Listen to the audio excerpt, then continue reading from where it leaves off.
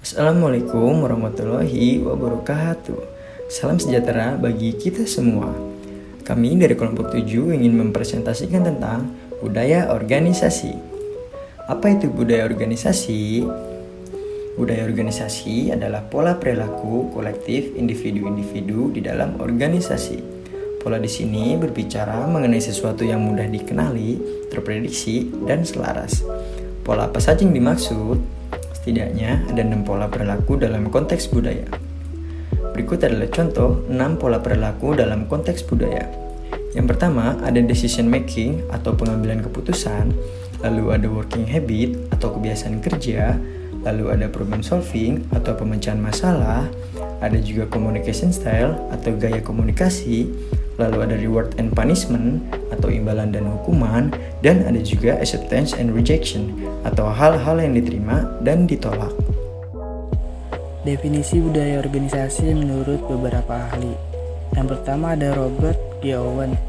Budaya adalah suatu sistem pembagian nilai dan kepercayaan yang terinteraksi dengan orang dalam suatu organisasi, struktur organisasi, dan sistem kontrol yang menghasilkan norma perilaku. Selanjutnya ada Edward H. Sheehan.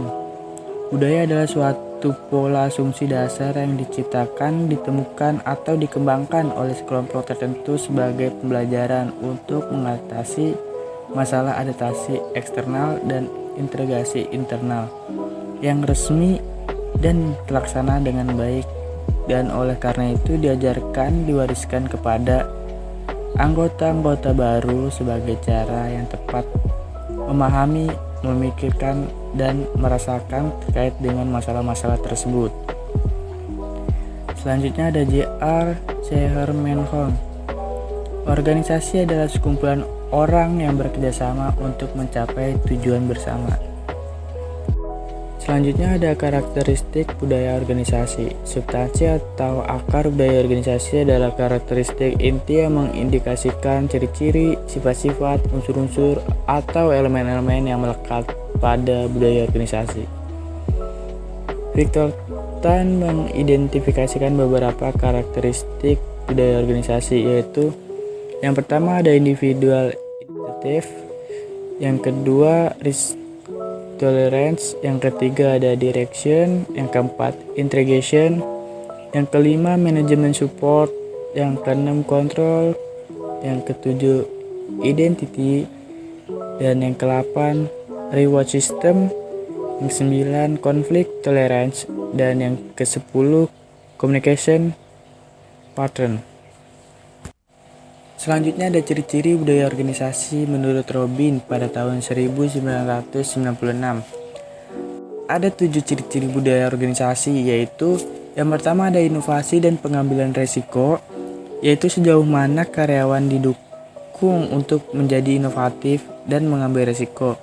Yang kedua ada perhatian terhadap detail, sejauh mana karyawan diharapkan menunjukkan kecermatan, analisis, dan perhatian terhadap detail.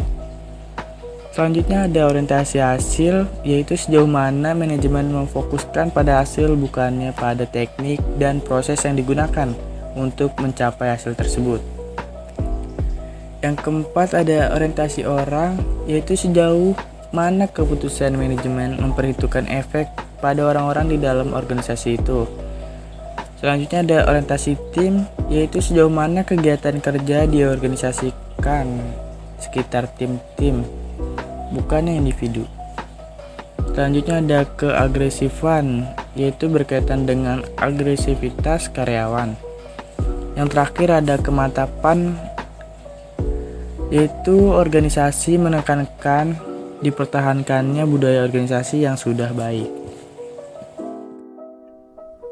Fungsi budaya organisasi secara umum terbagi dalam beberapa hal. 1. Meningkatkan adanya rasa kepemilikan dan loyalitas setiap karyawan di dalam perusahaan. 2. Digunakan sebagai alat untuk bisa mengorganisasikan setiap anggota.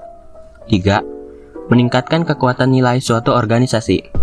4. Dijadikan sebagai mekanisme dalam mengontrol perilaku di dalam lingkungan pekerjaan. 5. mendorong seluruh struktur anggota untuk bisa meningkatkan performa kerja, baik itu dalam jangka pendek ataupun jangka panjang. Yang keenam, dijadikan sebagai alat untuk menentukan arah, mana yang bisa dilakukan dan tidak bisa untuk dilakukan. Elemen budaya organisasi. Pertama adalah artefak, yaitu sesuatu yang dimodifikasi oleh manusia untuk suatu tujuan tertentu. Kedua adalah espoused values, atau nilai-nilai pendukung. Nilai-nilai pendukung ini mencakup strategi, tujuan, dan filosofi dasar yang dimiliki oleh organisasi yang bersangkutan. Ketiga adalah shared tacit assumptions, atau asumsi-asumsi tersirat yang diyakini bersama. Asumsi-asumsi tersirat ini dapat kita temui melalui penelusuran terhadap sejarah organisasi yang bersangkutan. Oke, 4 bentuk budaya organisasi. Yang pertama ada monoculture, yang kedua ada subordinate culture, yang ketiga divisive culture, yang keempat ada incentive culture. Contoh budaya organisasinya ada budaya administrasi, kedisiplinan, pembagian wewenang yang jelas, dan inovasi.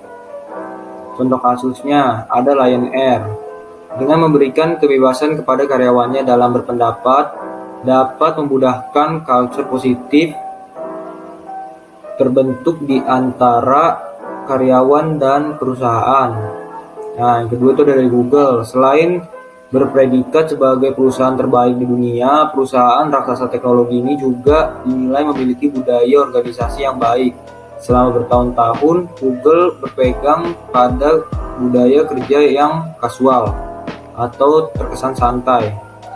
Kalau Facebook itu kasusnya memiliki budaya kerja yang dapat mendorong karyawannya untuk bersikap kompetitif namun tetap nyaman untuk bekerja di dalamnya. Bahkan menurut survei yang dilakukan oleh PayScale, 93% karyawan Facebook mengaku sangat senang dan puas ketika bekerja di perusahaan media sosial ini. Yang selanjutnya adalah culture organisasi. Terdapat 6 sumber utama yang mempengaruhi budaya organisasi. Yang pertama yaitu budaya atau budaya nasional, di mana organisasi berada secara fisik. Yang kedua, visi, gaya manajerial dan kepribadian para pendiri organisasi atau pemimpin yang dominan. Yang ketiga, macam bisnis yang digeluti dan nature of business environment. Yang keempat, struktur organisasi. Misalnya, struktur birokratis akan melahirkan pula budaya yang cenderung birokratis. Yang kelima, pelanggan. Perilaku pelanggan akan berpengaruh terhadap perilaku organisasi. Dan yang keenam, tradisi warisan organisasi yang tercermin dalam nilai ataupun artefak. Fungsi kultur organisasi. Robbins dan Judge mengatakan bahwa kultur memiliki sejumlah fungsi dalam organisasi, yaitu yang pertama, kultur sebagai penentu batas-batas. Artinya, kultur menciptakan perbedaan antara suatu organisasi dan organisasi lainnya. Yang kedua, kultur memuat rasa identitas anggota organisasi. Yang ketiga, kultur memfasilitasi lahirnya komitmen terhadap sesuatu yang lebih besar daripada kepentingan individu. Yang keempat, kultur meningkatkan stabilitas sistem sosial. Kultur adalah perekat sosial yang membantu menyatukan organisasi dengan cara menyediakan standar mengenai apa yang sebaiknya dikatakan dan dilakukan. 5. Kultur sebagai mekanisme pembuat makna dan kendali sebagai mekanisme sense making serta kendali yang menuntun dan membentuk sikap dan perilaku. Demikian video mengenai penjelasan tentang budaya organisasi. Kami harap kalian semua dapat lebih mengerti lagi tentang apa itu budaya organisasi. Silakan like, komen, share, serta subscribe ke channel ini. Sampai jumpa.